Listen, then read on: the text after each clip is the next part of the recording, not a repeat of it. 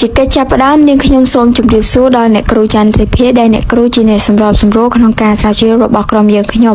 ហើយក៏សូមជម្រាបសួរដល់មិត្តរួមថ្នាក់ទាំងអស់គ្នាដែលបានទស្សនានៅវីដេអូមួយនេះនាងខ្ញុំឈ្មោះបាននីតាជាសិស្សថ្នាក់ទី10កនៅសាលាវិទ្យាល័យព្រៃទប់និងជាប្រធានក្រុមទី6ដែលបានដឹកនាំក្រុមស្រាវជ្រាវពីការគ្រប់ច្បាប់ចរាចរណ៍ចំពោះរចនាសម្ព័ន្ធរបស់ក្រុមខ្ញុំមានដូចជាអ្នកគ្រូច័ន្ទសេភាជាអ្នកសម្របសម្រួលនាងខ្ញុំឈ្មោះបាននីតាជាប្រធានរីម៉ារ៉ាឌីជាអនុប្រធាន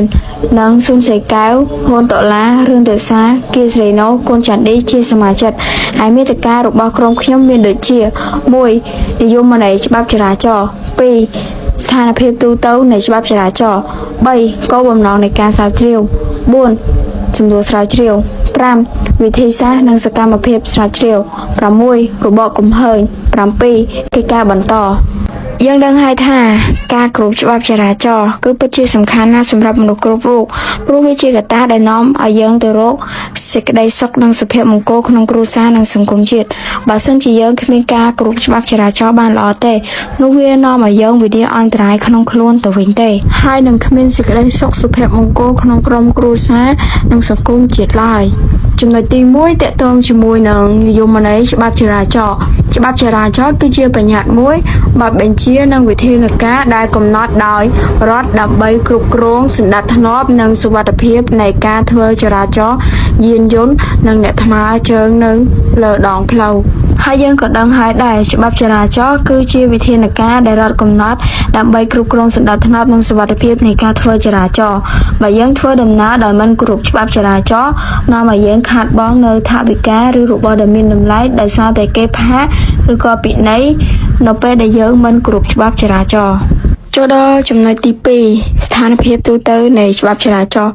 យើងដឹងហើយថាក្នុងសង្គមយើងបច្ចុប្បន្នពោរពេញទៅដោយការគ្រោះថ្នាក់ចរាចរណ៍នេះដោយសារតែការធ្វើដំណើរដោយល្បឿនលឿននិងគ្មានការគោរពច្បាប់ចរាចរណ៍នៅក្នុងសង្គមទើបនាំឲ្យមនុស្សម្នាក់ៗជួបនៅតែរឿងមិនល្អនិងគ្មានសុវត្ថិភាពតាមដងផ្លូវបើយើងក្រឡេកមើលនៅក្នុងប្រទេសកម្ពុជាយើង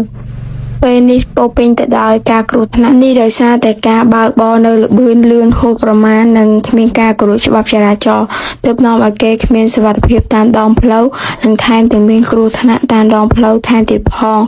ដែលគ្រោះថ្នាក់នេះបណ្ដាលឲ្យមានរបួសធ្ងន់ឬស្រាលខ្លះទៀតអាចនឹងបាត់បង់ដល់អាយុជីវិតថែមទៀតផង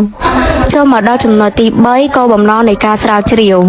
ចំពោះគោលបំណងដែលយើងស្រាវជ្រាវពីច្បាប់ចរាចរណ៍ព្រោះចង់ដឹងអំពី1ភ្លើងសញ្ញាចរាចរណ៍ទាំង3មានពណ៌ក្រហមគឺជាសញ្ញាខកឲ្យឈប់ពណ៌លឿងគឺជាសញ្ញាប្រុងប្រយ័ត្នឬបន្ថយល្បឿនពណ៌បៃតងគឺជាសញ្ញាអនុញ្ញាតឲ្យយានជំនិះចេញដំណើរ2ស្លាកសញ្ញាចរាចរណ៍ទាំង10មាន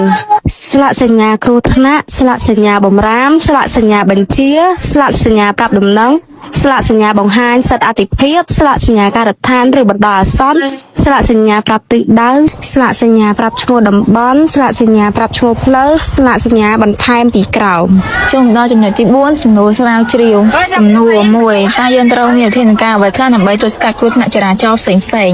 2ចូលរៀបរាប់ពីផលប៉ះពាល់នៃការមិនគោរពច្បាប់ចរាចរណ៍ចម្លើយ1វិធានការដែលត្រូវទប់ស្កាត់គ្រោះថ្នាក់ផ្សេងៗមានដូចជាជិះម៉ូតូត្រូវប្រុងប្រយ័ត្ននិងប្រកាន់ស្ដាំត្រូវមើលភ្លើងស្តុបនិងភ្លើងសញ្ញោឆ្វេងទៅស្ដាំកុំឡើងវ៉ាខាងស្ដាំបើឡើងវ៉ាត្រូវវាយភ្លើងសញ្ញោខាងឆ្វេង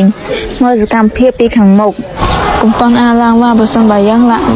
ឡើងវ៉ាមិនតន់រួចនិងបន្ថយល្បឿន2រៀបរាប់ពីផលប៉ះពាល់នៃការគោរពច្បាប់ចរាចរណ៍ខាតបង់ពេលវេលារៀនសូត្រនិងឪពុកម្ដាយរកស៊ីខាតបង់ថវិកាគ្រួសារបង្កឲ្យមានការបាក់ដៃបាក់ជើងគ្មានចំណេះដឹងខ្ពង់ខ្ពស់ប៉ះពាល់ដល់អ្នកដទៃគ្មានសណ្ដាប់ធ្នាប់ក្នុងសង្គមបាត់បង់អាយុជីវិតថែមទៀតផងហើយរៀបរាប់ពីផលប្រយោជន៍នៃការគោរពច្បាប់ចរាចរណ៍ចំណេញថវិកាគ្រួសារមានពេលវេលាសម្រាប់ការរៀនសូត្រចំណេញពេលវេលាសម្រាប់ឪពុកម្ដាយរកស៊ីមិនមានគ្រោះថ្នាក់ដល់អ្នកដទៃមិនមានគ្រោះថ្នាក់ដល់បាក់ដៃបាក់ជើងនិងដល់អាយុជីវិតមានចំណេះដឹងខ្ពង់ខ្ពស់ជួយអភិវឌ្ឍខ្លួនឯងគ្រួសារនិងសង្គមជាតិទៀតផងចំពោះចំណុចទី5វិធីសាស្ត្រនិងសកម្មភាពស្រាវជ្រាវចំពោះវិធីសាស្ត្រស្រាវជ្រាវក្រុមយើងបានស្រាវជ្រាវពីប្រព័ន្ធអ៊ីនធឺណិតដែលបានស្រាវជ្រាវក្នុងកម្មវិធីដូចជា Google Chrome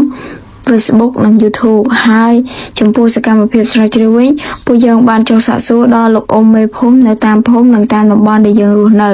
ចំពោះលោកអ៊ុំមេភូមិដែលគាត់បានធ្វើជាមេភូមិនៅភូមិរបស់ខ្ញុំក៏ពិតជាបានយល់ច្បាស់នៅការគ្រប់ច្បាប់ចរាចរណ៍នេះណាហើយក៏បានពន្យល់ប្រាប់ដើម្បីឲ្យពួកយើងធ្វើដំណើរដែលមានការគោរពច្បាប់ចរាចរណ៍ទោះទៅទីជិតឬទីឆ្ងាយត្រូវតែគោរពច្បាប់ចរាចរណ៍ឲ្យបានល្អព្រោះការគោរពច្បាប់ចរាចរណ៍នេះពិតជាសំខាន់សម្រាប់យើងណាស់ចូលមកដល់ចំណុចទី6របស់កំហើញសរុបមកប្រទេសកម្ពុជាយើងមនុស្សក្នុងសង្គមចូលរួមគោរពច្បាប់ចរាចរណ៍ទាំងអស់គ្នាគឺអាចនាំឲ្យប្រទេសកម្ពុជាមិនមានគ្រោះថ្នាក់ផ្សេងចំពោះលេខ7កិច្ចការបន្តយើងត្រូវតែរួមគ្នាគោរពច្បាប់ចរាចរណ៍មិនត្រូវបើកបរដោយល្បឿនលឿន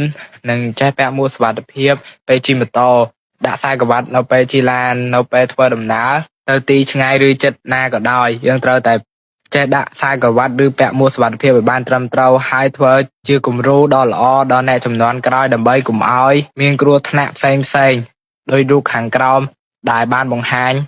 អញ្ចឹងការបកស្រាយរបស់ក្រុមយើងក៏ត្រូវបានបញ្ចប់ក្នុងនាមខ្ញុំជាប្រធានក្រុមទាំងមូលក៏សូមថ្លែងអំណរគុណដល់អ្នកគ្រូនិងសិស្សានុសិស្សទាំងអស់ដែលបានទស្សនានៅការបកស្រាយរបស់